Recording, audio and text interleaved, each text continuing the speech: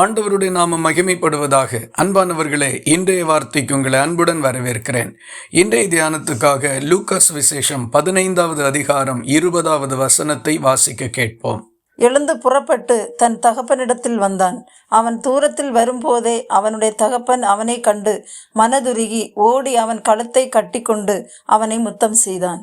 இயேசு கிறிஸ்து தன்னுடைய ஊழிய நாட்களில் ஒரு உவமையை சொன்னார். ஒரு தகப்பனுக்கு 2 மகன்கள் இருந்தார்கள். மூத்த மகன் தகப்பன் சொன்ன வார்த்தைகளை கேட்டு கீழ்ப்படிந்து அவருடைய வார்த்தைகளின்படி நடந்து கொண்டான். இளைய மகனோ பெரியவனான போது தகப்பனுடைய சொத்தில் தனக்கு வரக்கூடிய பங்கை வாங்கி கொண்டு அதை விற்று பணமாக்கி வெளியூருக்கு சென்று விட்டான். கெட்ட நண்பர்களோடு சேர்ந்து கொண்டது நிமித்தம் எல்லா பணத்தையும் இழந்து வீதிக்கு வந்து விட்டான். அவனுக்கு வேலையும் இல்லை, உடையும் இல்லை, பணமும் இல்லை, ஏற்றுக்கொள்வாரும் இல்லை. எதுவுமற்ற ஒரு நிலைக்கு அவன் வந்தபோது தன் தகப்பன் வீட்டிற்கு போகலாம் என்று தவறை உணர்ந்து தீர்மானம் பண்ணினான்.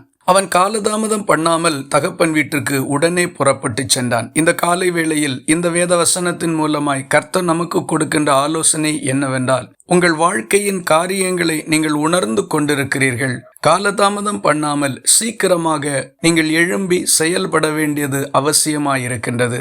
இன்னும் காலம் தாழ்த்தி கொண்டே இருப்பீர்களானால் மீண்டும் மீண்டும் தோல்விக்கு மேல் தோல்வியை சந்திக்க நேரிடும். ஒருவேளை வந்து போன மனஸ்தாபத்து நிமித்தம் யாரிடமாகிலும் பேசாமல் இருப்பீர்களானால் வீணான சிந்தைகளை விட்டுவிட்டு அவர்களிடத்தில் பேசுகிறதற்கு நீங்கள் உடனே முயற்சி செய்ய வேண்டும். யாருடைய வீட்டிற்காகிலும் போகக்கூடாது, போக மாட்டேன் என்று முடிவு செய்திருப்பீர்களானால் உங்கள் தவறை உணர்ந்து கொண்டால் சீக்கிரமாக அவர்கள் வீட்டிற்கு செல்லுகிறதற்கு முயற்சி செய்யுங்கள். அவர்களாக வரட்டும் அல்லது அதற்கேற்ற சூழ்நிலை வரட்டும் என்று எதிர்பார்த்திருப்பது சிறப்பான முடிவு அல்ல. வேறு எந்த காரியத்தில் நீங்கள் இருந்தாலும் உணர்ந்து கொண்டீர்களானால் உடனடியாக செயல்படுங்கள். எல்லாம் நன்மையும் செம்மையுமாய் கர்த்தர் மாற பண்ணுவார்.